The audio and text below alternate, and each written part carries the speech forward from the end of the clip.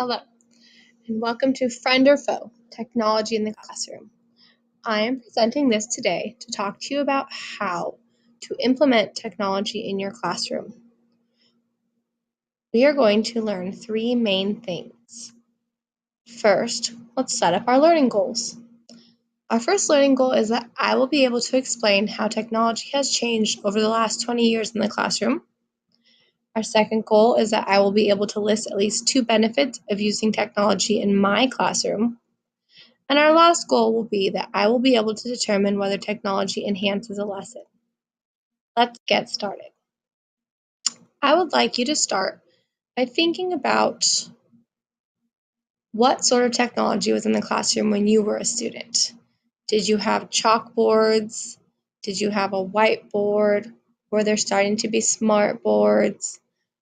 As you can see from my pictures, things have changed drastically. They have many students now in our district especially all have one-to-one technology, right? So everybody has a Chromebook. We are collaborating, we are working together. Most of our students, if not all, have smartphones. And as Bob Dylan said, the times, they are changing. And as teachers, we must work with that to our benefit. Now, technology has changed learning in many ways, including how we research, how we present information, how we create presentations, and how we and students relate to one another. All of these students apply to both teachers and students.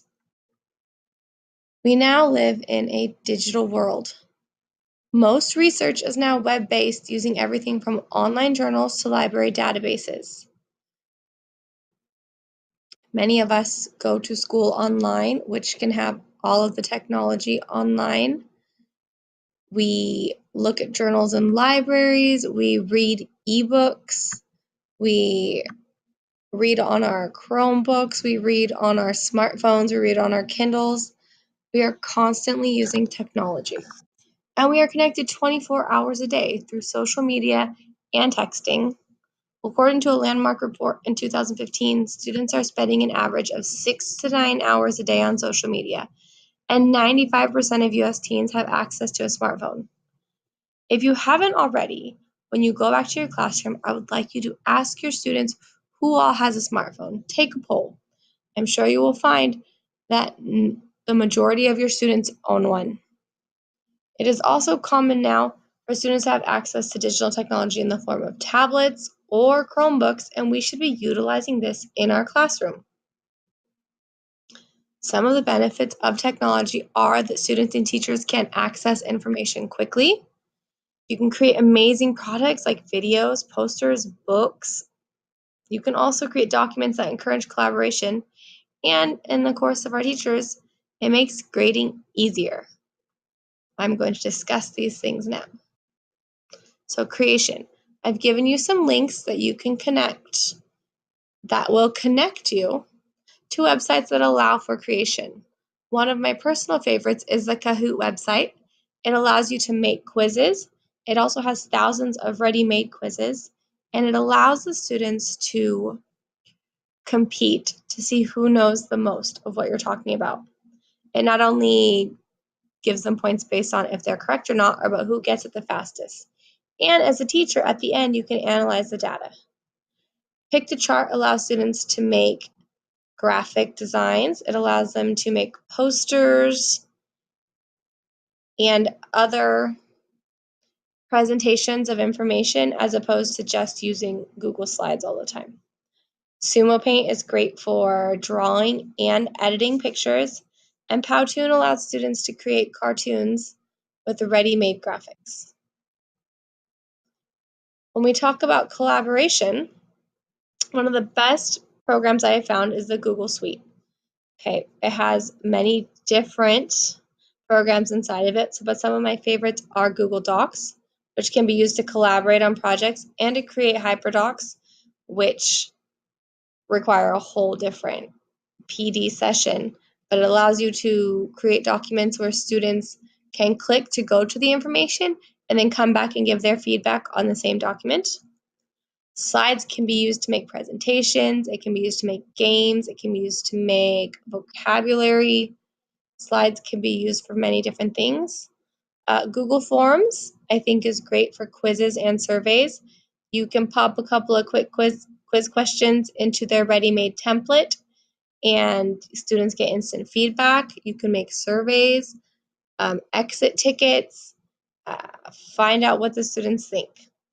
Google Draw is great for making posters and artwork. And the best thing about all of these programs is that they can all be used for collaboration. The students or the teacher creates a document, clicks share, types in their collaborator's email, and they are ready to work. You can also, my other favorite part of this for collaboration is you can check the version history and see who did what when. So there's no more only I worked on this project, or only Sally didn't do anything. You can see who did what at what time for the entire project. I've also given you a link to a website by Tom Mullaney, who gives us some helpful hints on how to use G Suite for collaboration. Grading. By creating assignments in programs like Google Classroom and Google Forms, you can access them quickly. It allows you to post questions and view all of the answers in a format that makes for simple grading. Google Forms will even grade multiple choice questions for you, and it lists the short answers as an easy to grade format. This means immediate feedback for students and parents. Okay. With great responsibility comes great power. One of my favorite all-time quotes from Uncle Ben. It is important to remember that technology should only be implemented when it is beneficial to the lesson. We don't want to be using it just because it looks fancy. One good example of this is note-taking. Studies have shown that students retain more information and apply it better when they are taking longhand notes. If they are typing, they might be able to take more notes, but they don't retain as much information. Another key important piece of using technology in the classroom is classroom management. You have to be up and walking around and being involved with the students. It shows that you care what they're doing, and they are quick. They can toggle between screens the minute you walk away. So you want to be up and involved to make them realize that this is not goofing off time. This is working time. Another great way to implement technology in the classroom is with the SAMR model. Okay, it tells you, it allows you to work your way from simple to the more complex in the technology you're implementing. It starts out with substitution, which is doing things like using a Google Doc to write an essay, having students make a slideshow instead of drawing pictures.